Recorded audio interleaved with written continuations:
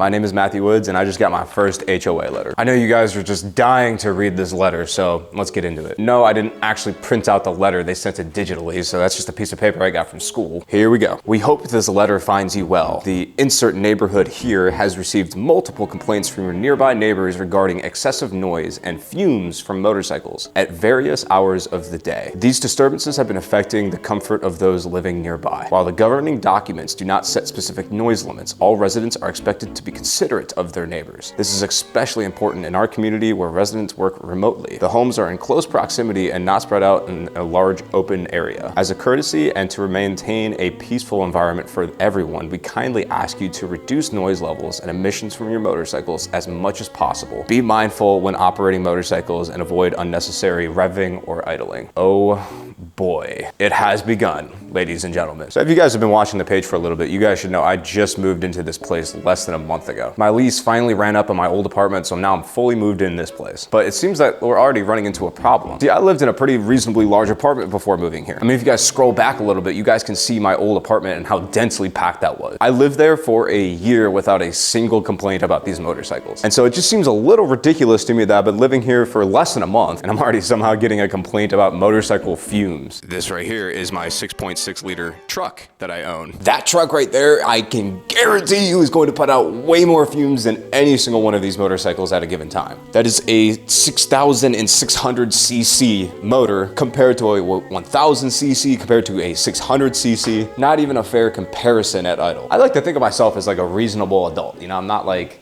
super excessive with anything I do. I'm not like one of those guys on TikTok that's like sitting there revving my bike until it's fully glowing red. I care about my machines. I don't overly rev them. I'm not excessive with my bikes. And so whenever someone uses these terms that like you're excessively revving or like revving the bike or being like starting the bike outside of certain hours of the day, it can become problematic because it's not specific at all. It has occurred to me, I actually have no way of knowing if this bike is even waterproof. If you guys remember the Track R6, this is the R6 I bought way back in the spring. This bike came unregistered. It didn't have a street title. This R6 was no different from the regular old street R6s that they used to make, besides the fact that it came with a bunch of cutouts for where all the electronics were. This bike didn't come with mirrors, it didn't come with headlights, and it's missing a couple of weird body panels right here, which is weird, but other than that, it's virtually been the exact same as a street 2020 R6. But because all the stock like headlights and everything were put in, I mean, I just bought those parts off of eBay. I have no idea if they're even legitimately OEM. I don't know if this bike's waterproof, and so we're gonna find out today. One last little check. Let's make sure the electronics work, and they work. I really hope this bike can get wet.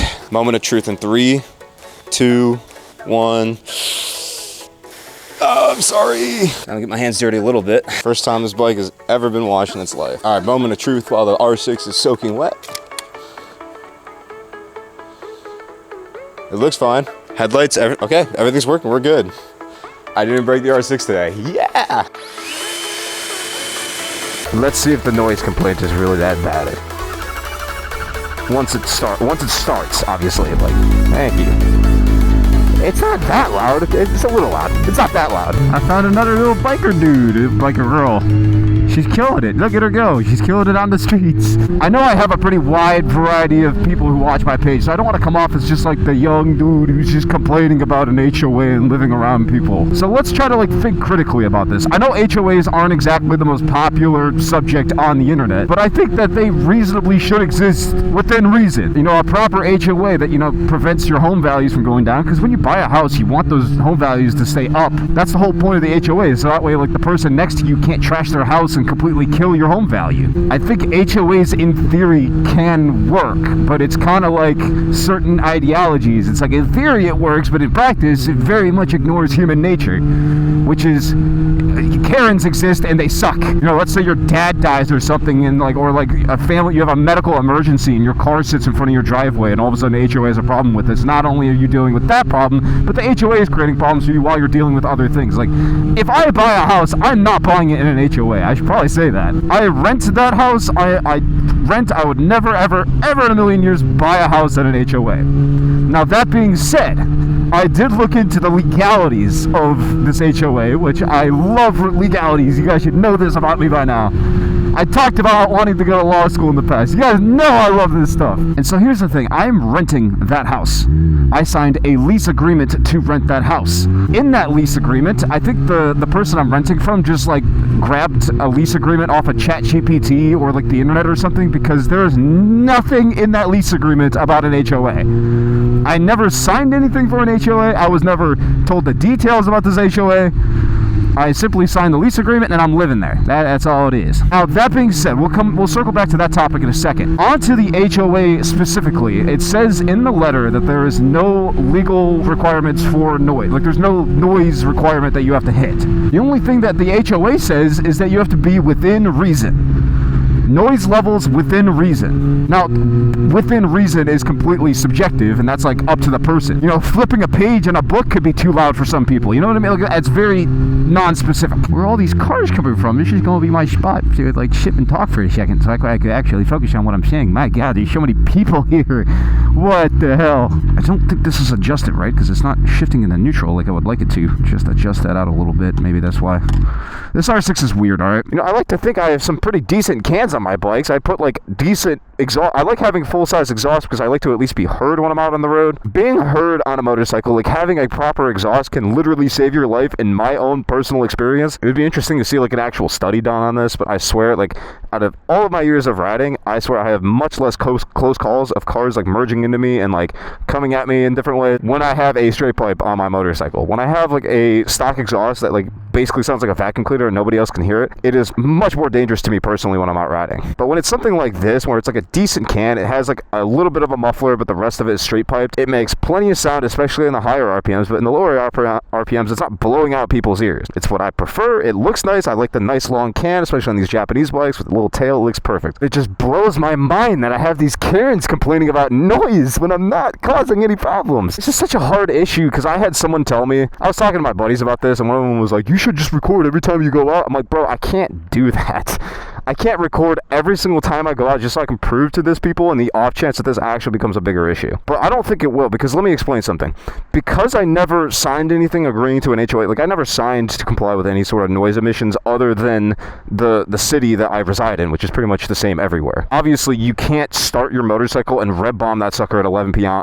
Like, you can't do that anywhere in Ohio, at least where there's other people around, because they will call the cops and you will get a ticket for like noise or whatever. That's reasonable, okay? I get there's like freedom, and then there's also like disturbing everybody around you and being a dick. Leaving at 3 p.m. in the afternoon on a motorcycle, not revving, and then coming home at night, shutting it off before you're even in the driveway, that is, complaining about that is unreasonable.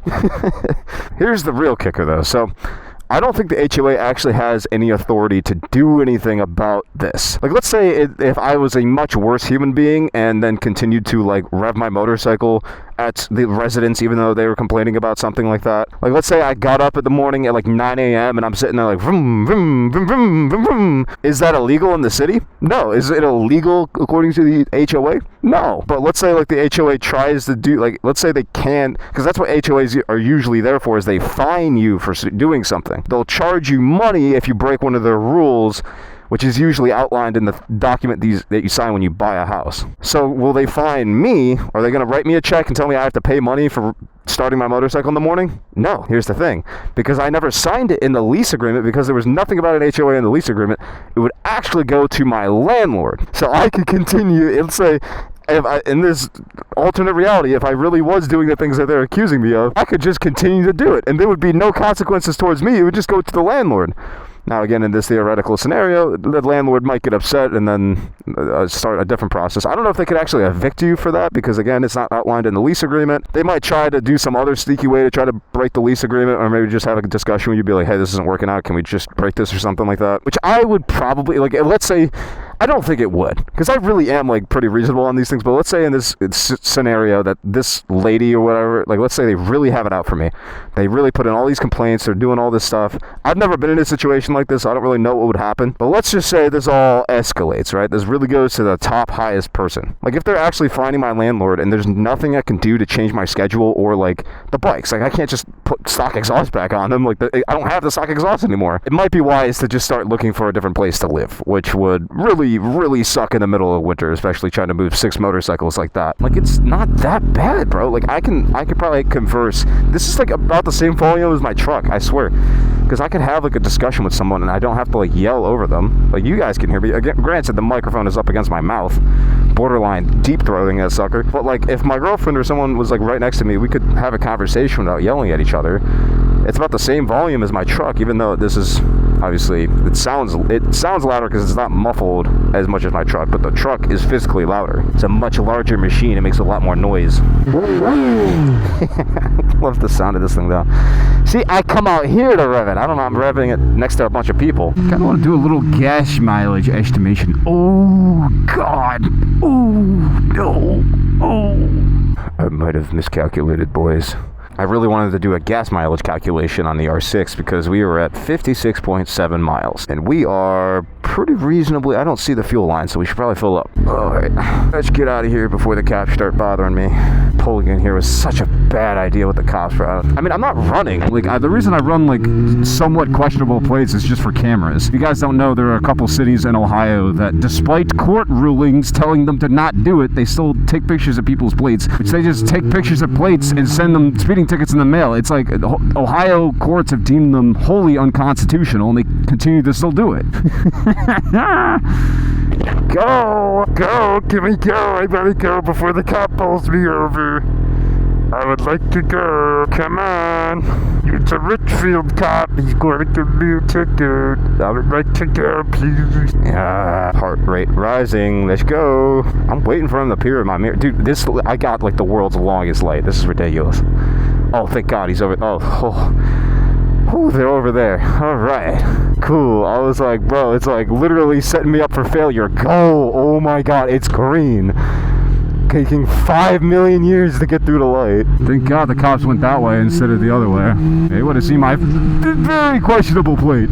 Cops don't really bother me that much anymore. Like, I don't care about getting pulled over. Like, I'm never running, dude. I'm not doing that. I'm sorry. It's just, it's such a dumb, it would be low-key disrespectful to my friend who kind of passed too. Like, seeing what happened there and then continuing, like, to do that behavior, that's low-key disrespectful.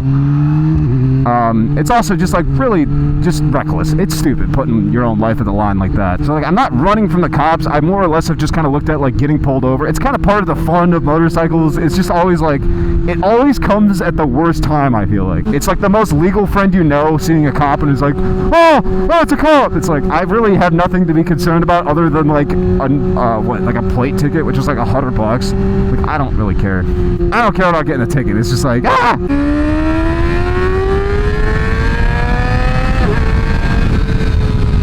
Alright, that's good enough for me. I mean, in the grand scheme of things, it's not that big of a deal. Like, worst case scenario, I'm just probably going to move again. It's just like, it just sucks. First of all, I hate just being a bother to anybody. Like, that just, like, that's not fun. Like, existing on this planet's hard enough as it is. Making someone else's life hard because I'm just enjoying my hobby, that just sucks. That's not how I want it to be. I just wish that it was like, I wish it was like, oh, I'm sitting there revving my bike every morning. It's like, oh, I could probably cut down on that. But, like, there's truly nothing in my daily schedule where I feel like I can cut down. It's like, what am I going to do? Like, roll the bike all the way from my house to the entrance of the development? Like, the 2 miles down the road. Like, I can't reasonably do that. I know there might be some people in my comments, not my usual viewers. There's probably going to be some people in my comments telling me I should probably just put the stock exhaust back on my bike. But I feel like I did a decent job of explaining why I don't want to do that. Because it makes my daily ride a little bit more dangerous. And it is just sad to me. Like, I'm trying to, you know, put a smile on my face, be happy about things lately. You know, we're constantly just getting hit with things this year. This year has not been fun, dude. Well, this year has been fun. It's just that life has been throwing me a lot of things I'm not used to handling. Especially with Jixabra crashing and everything. I'm just like, I'm so done with just the riding fast, bro. I'm not doing it anymore. Went out on a ride last night, and a lot of people were just going fast, and I didn't. I don't care that, like, they were flying. I was just not even bothering to keep up with them. If they want to go have their fun, they can. I want to ride with people, but I can't do that anymore, man. I will not. I will not do the reckless stuff anymore. I just really felt like I was really starting to fit in. Like, I coming from the apartment, the old apartment apartment was such a hassle living at with the bikes. Like, the garage sucked. I never had enough room to work on anything. I constantly had to take my bikes to the dealership if I wanted things done. Now I could actually like, wash my bikes at home, work on them. I can adjust chains. I can do everything myself, which is very rewarding, and I really like to do that stuff. It just makes me sad slightly that I can't fit in anywhere, it seems. I've only been living at this place for a month. I have another 11 months of this lease before I can find somewhere else to live. And the smart, likely thing I'll probably end up doing is just buying a house. Then nobody can really tell me what I can and cannot do with what I want to do, which is buying a house also low-key scares me too. I was talking to Eve about this, but low-key buying a house kind of scares me. I know that was something I was considering doing this year, but every time I think about buying a house, bro, it just makes me think about death. It makes me think about being one step closer to my death, which has been something I've been trying to avoid this year. If you've been listening to me, like, kind of be like, I don't want to ride reckless and any of that stuff, it's because I'm scared of dying, bro. The idea of buying a house, settling down, also, like, implies, like, a more normal, more stable job than, like, social media and, like, the attention that comes with that, which that doesn't bother me, but it's just, like, all of it just seems like it's building up to your death. Like, that's what you do. You grow up, you get a job, you get a house, you pop out some kids, and then you die. And I don't want to think about life like that. I just feel I got a lot to do, brother. I still got a lot I want to do. I want to travel to California this winter. I want to actually drive there. I don't want to fly there. I want to drive there physically with my bike, hang out with my friends out there. I want to climb some mountains. I want to ride my mountain bike. I don't got time for kids yet, you know what I mean? Like, I don't got time to settle down yet. I got a cool girlfriend. Like, that's pretty cool. She's hot, but I don't really want to stay in one place yet. I'm not really ready to do that. But it just seems like all signs are like you can't really enjoy motorcycles unless you have a stable place to live. And it's just, I don't know, it seems like an oxymoron, isn't it? Like the freedom, the items that give you freedom are also the things that you have to be locked down in order to enjoy, or else you just have a million people bothering you. If you guys know of any like motorcycle themed condos with really big garages around Cleveland, let me know. I would happily pay a lot of rent to live there. But until then, it just seems like I'm stuck living around a bunch of old people that hate me, and it makes me hate myself. I don't like that. I can already hear the poor girl just screaming outside. There she is. I'm hot. I'm trying to cool myself.